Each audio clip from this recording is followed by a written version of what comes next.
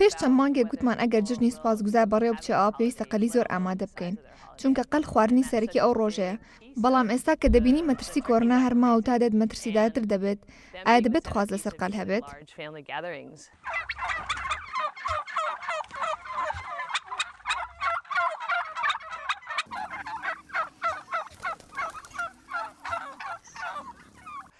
بەڕاستی من لەو دەترسم کە قەلەکان خواستیان لەسەر نەبێت و هەموو هیلاکی ئەو توێچەی کە تیایدا خەرجمان کرد و دەستمان نەکەوێتەوە.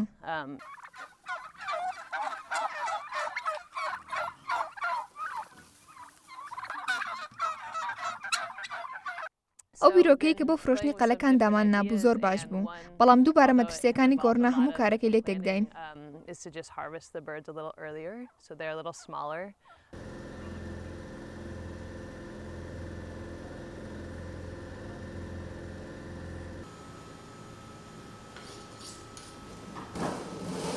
ئەم ساڵ بۆ جەژنی سوپاسگوزاری نەمانتوانی قەلی گەوری زۆر بکڕین و دای بنین بۆ فرۆشتن.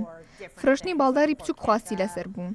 لێرە مریشک و هەندێک جۆر باڵداری تر فرۆشراون نەک قەل.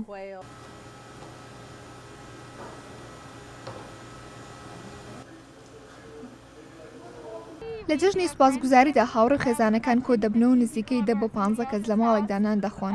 بەڵام بەداخەوە ئەم ساڵ بۆی مەترسی کۆڕۆناوە ڕەنگە بە تەنها ئەو کارە بکەین.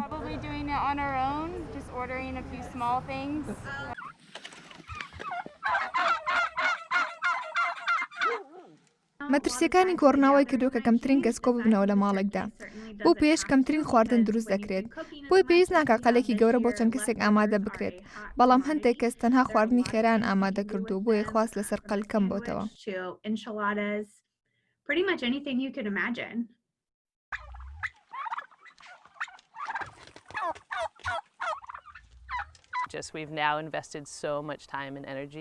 پارێکی زۆرمان لە بەخێوکردنی ئەم قەلاندا خەرج کردووە بە ئومێدی ئەوەی کە بتوانین دەستکەوتێکی باشمان هەبێت بەڵام دۆخەکە ئاماژەیە بۆ ئەوەی کە خواست لەسەر قەل نەبێت.